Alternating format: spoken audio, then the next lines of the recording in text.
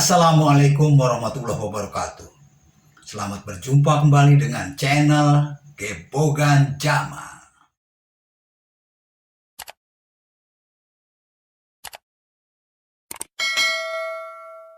Partai Demokrat marah semarah-marahnya karena beredar isu yang menurut mereka sendiri sudah terkonfirmasi melalui kader spesialis corong mereka, yaitu Andi Arief, yang menyatakan Anies berkhianat dengan memilih Muhaimin Iskandar sebagai pasangannya, bukan AHY yang notabene adalah calon dari partai koalisinya sejak awal.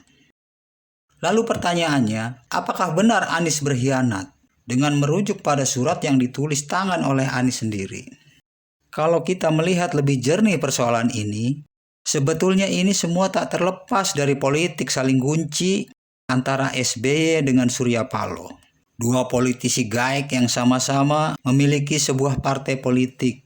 Sikap saling kunci ini bermula saat Nasdem menyatakan memilih Anies Baswedan sebagai baca presnya. Sebagai politisi senior, Surya Paloh tahu meskipun Nasdem tidak bisa mengusung calonnya sendiri karena tidak memenuhi syarat presidensial threshold 20%. Tapi dengan mengkilapnya prestasi Anies saat memimpin ibu kota, maka Surya Paloh yakin akan ada partai lain yang mau berkoalisi dengan Nasdem untuk memenuhi syarat 20% itu. Sebagai partai pertama yang mendeklarasikan Anies, maka Surya Paloh sudah mengunci Anies. Sebuah kartu truf yang jika dimainkan dengan baik tentu akan membuat Nasdem memperoleh banyak keuntungan elektoral. Dan keuntungan nyata yang akan dirasakan Nasdem adalah efek ekor jas dari seorang Anies. Lalu datanglah PKS dan Demokrat. PKS datang dengan penuh ketulusan karena persamaan tujuan dan gagasan, yaitu gagasan Anies dan Nasdem tentang sebuah perubahan. Maka, meski di awal-awal PKS sempat menyodorkan nama mantan Gubernur Jawa Barat 2 periode Ahmad Heriawan, tapi PKS begitu soft dan lembut melebur dalam koalisi.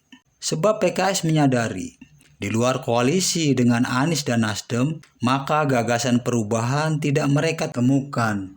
Jadi PKS terlihat lebih tulus pada ide dan gagasan koalisi perubahan, dan tidak mempersoalkan dengan siapa kelak Anies akan berpasangan.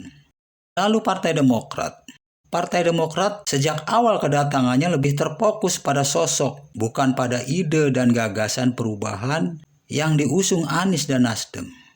Demokrat mau bergabung dengan PKS dan Nasdem karena melihat blok koalisi gagasan dari Nasdem ini paling rasional untuk didekati. Sebab masih terbuka peluang bagi Demokrat untuk menyodorkan AHY sebagai cawapres Anies. Demokrat melihat Nasdem dan PKS tidaklah cukup untuk memenuhi ambang batas minimum presidensial threshold 20%. Dengan kata lain, Demokrat menganggap koalisi PKS dan Nasdem akan sangat membutuhkan Demokrat jika ingin mengusung Anies.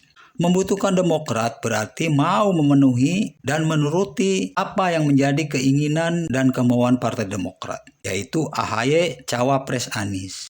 Sebuah syarat yang terlihat seperti harga mati. Itulah sebabnya, sejak bergabungnya Partai Demokrat ke dalam koalisi ini, Demokrat terlihat paling cerewet agar Anies segera mengumumkan cawapresnya. Demokrat juga mencoba bermanuver dengan membuka peluang untuk berkomunikasi dengan koalisi lain, seperti yang dilakukan AHY saat melakukan pertemuan dengan Puan Maharani. Pertemuan yang cukup membuat ramai ini sebetulnya diharapkan oleh Demokrat akan menjadi sebuah tekanan untuk koalisi perubahan, bahwa AHY banyak diminati sebagai cawapres di luar koalisi perubahan. Mereka berharap Nasdem dan PKS bereaksi akan hal itu.